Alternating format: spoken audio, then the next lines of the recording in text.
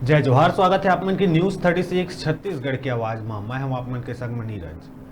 अंबिकापुर जिला के उदयपुर में परसाकोल में सैकड़ों पेड़ मन ला वन विभाग द्वारा काटे जाए के विरोध में सरकंडा स्थित महामाया चौक में काटे गए पेड़ के श्रद्धांजलि दिए गई। अर्पा अर्पण महाअभियान के सदस्य और पर्यावरण प्रेमी मन महामाया चौक में कैंडल जला के सरकार बर सद्बुद्धि के प्रार्थना करीस ताकि हरियाली ला बुरा नजर ले बचाए जा सके।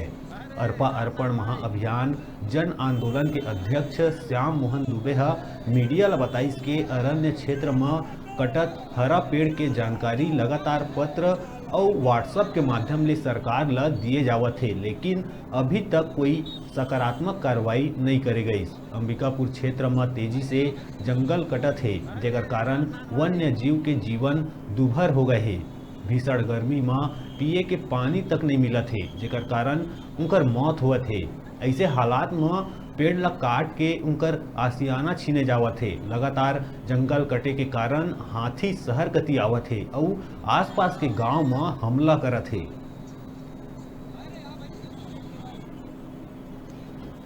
भी पेड़ जो अंबिकापुर क्षेत्र में उदयपुर में परसाकोल के लिए काटे जा रहे हैं, अनगिनत पेड़ काटे जा रहे हैं, तो उन पेड़ों को हम नहीं बचा पाए। ये हमारा दुर्भाग्य है बिलासपुर छत्तीसगढ़ प्रदेश के लिए पूरा, जिसके लिए हम कुछ न कर पाने के कारण हताश होकर उनको आज हम श्रद्धांजलि प्रेषित किए हैं।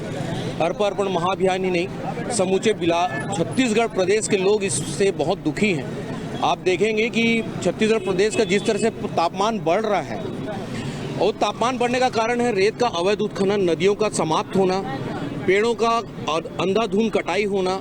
ये सारे कारण की वजह से आज हमको इतने टेम्परेचर का सामना करना पड़ रहा है। लोग त्राही त्राही कर रहे हैं, पानी का कमी हो रहा है, पीने के पानी की किल्लत हो रही है। और तो और जो अरण्य क्षेत्र है अंबिकापुर में, बताना चाहूँगा सरकार को, मैं पिछले वर्ष के जून माह से पत्र लिख रहा हूँ कि अरण्य क्षेत्र में लगातार पेड़ों की कटाई हो रही है। सरकार ने उसे ध्यान नहीं दिया है। अरण्य क्षेत्र के लोग नंगे पैर वहाँ रायपुर तक का भी पदयात्रा किए हैं। और उसको सरकार को हम यही बताना चाह रहे हैं कि आप जो है प्रदेश की हरियाली हमारी संपत्ति है, संपदा है, उसे संभाले लोगों के स्वास्थ्य के लिए। यहाँ पर इकट्ठा हुए हैं कि जो पेड़ों की अंधाधुंध कटाई हो रही है उसके विरोध में, और पेड़ हमारी जीवन रेखा है, हमारी प्राणवायु है, उसके बगैर हमारा जीवन संभव नहीं है, हमें पता है। क्योंकि अगर पेड़ नहीं होंगे तो हमारा अस्तित्व भी समाप्त हो जाएगा। लेकिन उसके बावजूद आज हम लोग पेड़ काटते चले जा रहे हैं, ये जानते हुए कि आज की डेट में ऐसी ऐसी टेक्नोलॉजी आ गई है हर जगह पर कि वो ऐसा किया जाता है कि वो उस पेड़ को बचाते हुए जो है डेवलपमेंट का काम किया जाए। लेकिन अभी भी हमारे यहाँ लोगों में उतनी अवेयरनेस नहीं है, उतनी जागरूकता नहीं है, और उतना मतलब ध्यान नहीं दे पा रहे हैं लोग कि पेड़ों की कटाई ना होकर भी हम लोग बहुत अच्छी तरह डेवलपमेंट कर सकते हैं। और हमको आशा है कि हमारे इस राज्य की सरकार और हमारे जो भी लोग पर्यावरण से जुड़े हुए लोग हैं वो इन सब चीज़ों में आगे आएंगे और पेड़ों को ना कटने देंगे, जिससे कि हम लोगों को एक ऐसा वातावरण हम आगे आने वाली पीढ़ी को देके जाएं। नहीं तो आप देखिए यहाँ पर अब जिस जगह पर आप खड़े हुए हो उसके आसपास कोई एक घना पेड़ नहीं है, लेकिन जो छोटा सा भी पेड़ है, आप सुबह और दोपहर में जब आएंगे तो लोग उसी के नीचे छाया लेते हैं। पर जो पेड़ कटाई हो रही है उसी के विरोध में हम लोग ये कर रहे हैं, एक विरोध प्रदर्शन किए हैं, और बल्कि जो पेड़ कटे उसको श्रद्धांजलि दिए हैं। और मेरा कहना इतना ही है कि आज ये प्रकृति, ये पेड़ पौधे हमको ऑक्सीजन देते हैं, सांस देते हैं, तो उसके प्रति हमको कृतज्ञता जाहिर करनी चाहिए।